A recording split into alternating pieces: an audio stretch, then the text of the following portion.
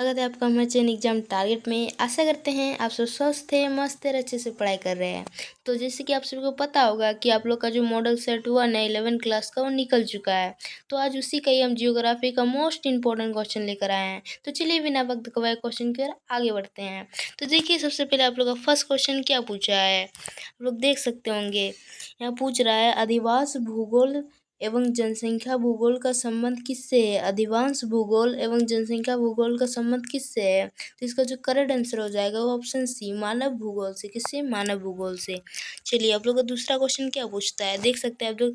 इधर इंग्लिश भी लिखा हुआ, हो सके तो आप लोग इंग्लिश रीड कर लीजिएगा, जिसका इंग्लिश है। तो चलिए देखिए, आप लोग दूसरा क्वेश्चन क्या पूछता है। प्रारंभिक वायुमंडल में किन तत्वों की अधिकता थी। प्रारंभिक वायुमंडल में किन तत्वों की अधिकता थी। तो इसका करेक्ट आंसर हो जाएगा हाइड्रोजन एवं हीलियम। किसकी? हाइड्रोजन एवं हीलियम की। चलिए नेक्स्ट क्वेश्चन देखिए क्या पूछ रहा है। गुटेनबर्ग अशांतीय किन दो परतों की सीमा को कहते हैं। तो इसका जो करेक्ट आंसर हो जाएगा वो हो जाएगा आपका बी हो जाएगा, यानी कि मेटल और क्रोड को। किसको? मेटल और क्रोड को। चलिए नेक्स्ट क्वेश्चन की ओर आगे बढ़ते हैं। देखिए नेक्स्ट क्वेश्चन क्या पूछा है। महासागरीय अर्धस्थल विस्तार सिद्धांत का प्रतिपादन किसने किया था। तो इसका करेक्ट आंसर हो जाएगा हेनरी हेस ने। किसने? हेनरी हेस ने किया था।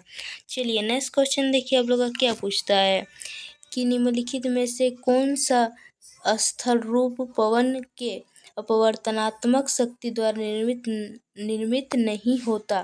तो इसका जो करेक्ट आंसर हो जाएगा वो हो जाएगा बालू का स्तूप।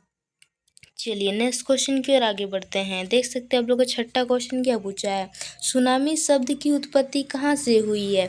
सुनामी शब्द की जो उत्पत्ति है वो कहाँ से हुई है, वो जापान से हुई है। इसका ऑप्शन ए करेक्ट हो जाएगा। थोड़ा जूम कर देते हैं आप लोगों को। चलिए देख सकते हैं आप लोग सातवां क्वेश्चन क्या पूछा है कि निम्न में से किस ज्वालामुखी प्रकाश से सर्वाधिक तरल लावा प्रभावित होता है। तो इसका जो करेक्ट आंसर हो जाएगा वो डी हो जाएगा, बेसाल्ट वर्वा। क्या? बेसाल्ट वर्वा। चलिए नेक्स्ट क्वेश्चन की ओर आगे बढ़ते हैं। देखिए आठवां क्वेश्चन क्या पूछा है। गर्मियों में उत्तरी मैदान में बहने वाली गर्म एवं शुष्क हवा को क्या कहा जाता है। तो इसका जो करेक्ट आंसर हो जाएगा वो लू कहा जाता है। क्या? लू कहा जाता है। चलिए नेक्स्ट क्वेश्चन देख सकते हैं आप लोग। नौवां क्वेश्चन क्या पूछा है। हिमालय किस सागर के अवसादों से निर्मित है। तो इसका जो करेक्ट आंसर हो जाएगा वो क्या हो जाएगा, टेथिस सागर। क्या? टेथिस सागर। चलिए नेक्स्ट क्वेश्चन देख सकते हैं आप लोग। 10वां क्वेश्चन क्या पूछा है। निम्न में से कौन सा हिमनद द्वारा निर्मित निरपेक्षिक स्थल रूप है। तो इसका जो करेक्ट आंसर हो जाएगा वो क्या हो जाएगा, एस कर। क्या हो जाएगा? एस कर। ऑप्शन डी करेक्ट आंसर हो जाएगा। चलिए नेक्स्ट क्वेश्चन देख सकते हैं आप लोग क्या पूछा है। ज्वालामुखीय परिकल्पना सर्वप्रथम किसने प्रस्तुत किया। तो इसका जो करेक्ट आंसर हो जाएगा वो हो जाएगा जेम्स और जेफरीज। कौन? जेम्स और जेफरीज ने। चलिए नेक्स्ट क्वेश्चन की ओर आगे बढ़ते हैं। तो देख सकते हैं आप लोग 12वां क्वेश्चन जो पूछा वो पूछा है भौमिक प्रकृति के आपदा के अंतर्गत निम्नलिखित में से किसे सम्मिलित कर सकते हैं। तो इसका जो करेक्ट आंसर हो जाएगा वो हो जाएगा सी। क्या हो जाएगा? सी। चलिए नेक्स्ट क्वेश्चन की ओर आगे बढ़ते हैं। देख सकते हैं आप लोगों ने नेक्स्ट क्वेश्चन क्या पूछा है। आपदा प्रबंधन अधिनियम कब पारित किया गया। तो इसका जो करेक्ट आंसर हो जाएगा वो हो जाएगा बी, 2005 को। चलिए नेक्स्ट क्वेश्चन की ओर आगे बढ़ते हैं। देखिए 14वां क्वेश्चन क्या पूछा है आप लोगों को। भारत का प्रथम जीवमंडल निश्चय कौन है। तो इसका जो करेक्ट आंसर हो जाएगा वो हो जाएगा कौन है, नीलगिरी। कौन? नीलगिरी। चलिए नेक्स्ट क्वेश्चन की ओर आगे बढ़ते हैं। देखिए 15वां क्वेश्चन क्या पूछता है। चंदन किस प्रकार के वन में पाए जाते हैं। चंदन जो है वो किस प्रकार के वन में पाए जाते हैं। तो पर्णपाती वन में पाए जाते हैं। इसका करेक्ट आंसर सी हो जाएगा। चलिए नेक्स्ट क्वेश्चन की ओर आगे बढ़ते हैं। तो देखिए नेक्स्ट क्वेश्चन क्या पूछता है। निम्नलिखित में से किन पहाड़ियों में चेरापूंजी और मासीनाराम स्थित है। तो इसका जो करेक्ट आंसर हो जाएगा वो हो जाएगा आपका साखी। क्या? साखी में। चलिए नेक्स्ट क्वेश्चन देखिए 17वां क्वेश्चन क्या पूछता है। निम्न में से कहाँ महाद्वीपीयता अनुभव की जाती है। तो इसका जो करेक्ट आंसर हो जाएगा वो हरियाणा में की जाती है। कहाँ? हरियाणा में। चलिए देखिए 18वां क्वेश्चन क्या पूछा है। इनमें से कौन सा कथन प्रायद्वीपीय नदी के बारे में सही है बोल रहा है। इनमें से कौन सा कथन जो प्रायद्वीपीय नदी के बारे में सही है? तो आप लोग देख सकते हैं इसका पहला क्या बोल रहा है, प्रायद्वीपीय नदी एक सुनिश्चित मार्ग पर चलती है, सही बोल रहा है। इन नदियों का प्रभाव मानसून की बारिश पर निर्भर करता है, ये भी सही है। ये नदियाँ बारहमासी नदी नहीं है बोल रहा है, ये भी सही है। उपरोक्त सभी, इसका मतलब उपरोक्त सभी इज द करेक्ट, मतलब option D is the correct answer हो जाएगा। और जहाँ देखिएगा, जहाँ उपरोक्त सभी रहेगा वो 100% के 99% सही होता है। 100% तो नहीं बोल सकते, बट 99% सही होता है, और ये हम हर वीडियो में बोलते हैं। तो चलिए देख, आप लोगों को 19वां क्वेश्चन क्या पूछता है, गांधी सागर बांध किस नदी पर बनाया गया है? गांधी सागर बांध किस नदी पर बनाया गया है? तो इसका जो करेक्ट आंसर हो जाएगा वो चंबल नदी। कौन सा? चंबल नदी पर। चलिए नेक्स्ट क्वेश्चन देखिए क्या कहता है, भारत में कोयला उत्पन्न करने वाला संचार कौन सा है? भारत में कोयला उत्पन्न करने वाला संचार कौन सा है? तो इसका जो करेक्ट आंसर हो जाएगा धारवाड़। कौन सा? Dharwad, option A correct answer हो जाएगा। चलिए देखिए 21वां क्वेश्चन क्या पूछा है, महाराष्ट्र पश्चिम घाट को किस नाम से जाना जाता है बोल रहा है। तो इसका जो करेक्ट आंसर है सह्याद्री, क्या सह्याद्री बोलते हैं इसको।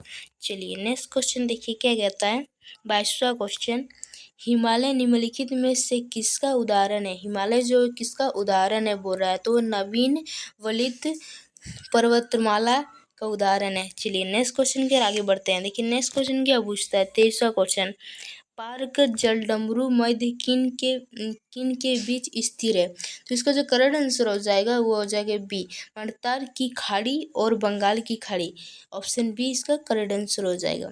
चलिए नेक्स्ट क्वेश्चन के आगे बढ़ते हैं। देखिए 24वां क्वेश्चन क्या पूछता है कि इंदिरा गांधी नेशनल पार्क कहाँ स्थित है? इंदिरा गांधी नेशनल पार्क कहाँ स्थित है? तो इसका जो करेक्ट आंसर हो जाएगा वो पश्चिमी घाट में। कहाँ? पश्चिमी घाट में। देखिए 25वां क्वेश्चन क्या पूछता है, तरंगों में जल की गति होती है। तरंगों में जल की गति होती है, तो इसका जो करेक्ट आंसर हो जाएगा वो गोलाकार होता है। कैसा? गोलाकार होता है, ना ऊपर नीचे होता है, ना आगे पीछे, गोलाकार होता है। चलिए नेक्स्ट क्वेश्चन के आगे बढ़ते हैं। देख सकते हैं आप लोग 26वां क्वेश्चन क्या पूछता है, सागरीय जल की औसत लवणता कितना ppt है? तो इसका जो करेक्ट आंसर हो जाएगा वो हो जाएगा आप लोग का बी, 35 होता है, 35। चलिए नेक्स्ट क्वेश्चन की ओर आगे बढ़ते हैं। देखिए अब लोग नेक्स्ट क्वेश्चन क्या पूछा है, उच्चतम लवणता वाला वन झील किस देश में स्थित है? तो इसका जो करेक्ट आंसर हो जाएगा वो हो जाएगा सी, तुर्की। कहाँ? तुर्की में। चलिए नेक्स्ट क्वेश्चन देखिए क्या पूछता है, 28वां क्वेश्चन है आप लोग का, कायोटो प्रोटोकॉल की उधर क्या बोल रहा है, उधर घोषणा कब की गई? तो इसका जो करेक्ट आंसर हो जाएगा वो हो जाएगा आप लोगों का 1997। कितना? 1997। ये प्रोटोकॉल की जो मतलब उसको पहले बार उत्पाद किया गया था वही बोल रहा है। चलिए नेक्स्ट क्वेश्चन देखिए, नेक्स्ट क्वेश्चन क्या बोल रहा है, 29वां क्वेश्चन, निम्न में से कहाँ सबसे लंबा दिन और रात होता है? निम्न में से कहाँ सबसे लंबा दिन भी और रात भी सबसे लंबा होता है पूछ रहा है। तो इसका जो करेक्ट आंसर हो जाएगा वो कहाँ होता है? ध्रुव में। कहाँ? ध्रुव में होता है। चलिए देखिए 30वां क्वेश्चन क्या बोलता है, संतृप्त वायु किस देश की संतृप्त नहीं रहेगी? संतृप्त वायु किस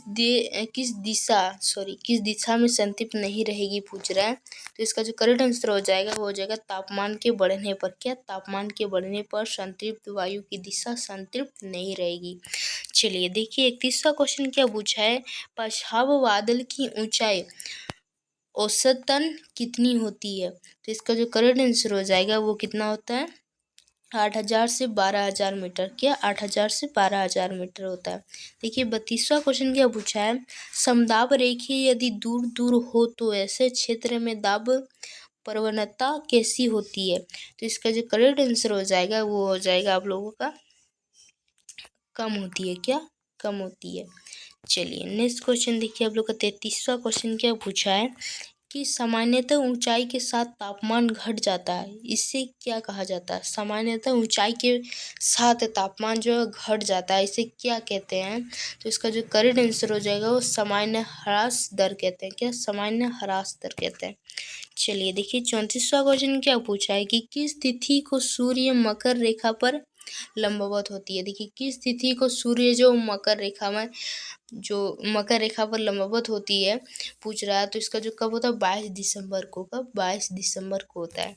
चलिए देखिए 35वां क्वेश्चन फिर क्या पूछ रहा है, पवन चलने में निम्न में से क्या कारण है। पवन चलने का निम्न में से क्या कारण है, बोल रहा है जो पवन चल रहा है उसका क्या कारण हो सकता है। तो इसका जो करेक्ट आंसर हो जाएगा वो वायुदाब में विभिन्नता। क्या वायुदाब में विभिन्नता के कारण पवन चलता है। देखिए 36वां क्वेश्चन क्या पूछा है, भूमिगत जल द्वारा चुना पत्थर प्रदेश में निर्मित निरपेक्षात्मक स्थल रूप कौन सा है, पूछ रहा है। तो इसका जो करेक्ट आंसर हो जाएगा वो कौन सा हो जाएगा, डी हो जाएगा। चलिए नेक्स्ट क्वेश्चन की ओर आगे बढ़ते हैं। देखिए 37वां क्वेश्चन है आप लोग का, सॉरी 37। तो देखिए इसका क्या पूछ रहा है, मलुआ अवधाव को किस श्रेणी में सम्मिलित किया जा सकता है। तो इसका जो करेक्ट आंसर हो जाएगा वो क्या हो जाएगा, सी, यानी कि तीव्र प्रवाही बृहद संचलन। चलिए नेक्स्ट क्वेश्चन के आगे बढ़ते। देखिए 38वां क्वेश्चन क्या पूछता है, भौतिक अपक्षय के लिए सबसे महत्वपूर्ण तत्व क्या है। भौतिक अपक्षय के लिए सबसे महत्वपूर्ण तत्व क्या है, तो वो तापमान है। क्या है, तापमान।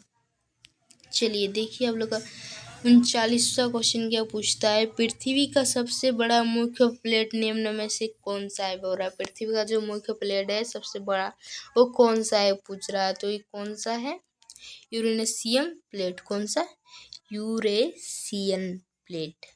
चलिए नेक्स्ट क्वेश्चन देखिए, नेक्स्ट के लास्ट क्वेश्चन है आप लोगों का 40 क्वेश्चन, भूकंप अभिकेंद्र के 105 डिग्री से 145 डिग्री में किस भूकंपीय तरंग का छाया क्षेत्र विस्तृत होता है, पूछ रहा है। तो इसका जो करेक्ट आंसर हो जाएगा वो पी और एस तरंग। कौन सा, पी और एस तरंग। और यहाँ जो आप लोग का जो मॉडल सेट 1 का जो 40 क्वेश्चन था उसका पूरा 40 क्वेश्चन है समाप्त हो चुका है।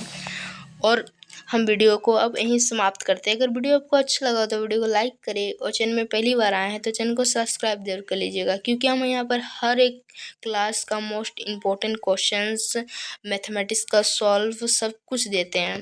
तो आप लोग इस चैनल को सब्सक्राइब करके रख लीजिएगा, आपका बहुत काम आने वाला है। तो चलिए हम इस वीडियो को यहीं समाप्त करते हैं, मिलते हैं आपसे अगले वीडियो में, तब तक के लिए बाय बाय गाइस।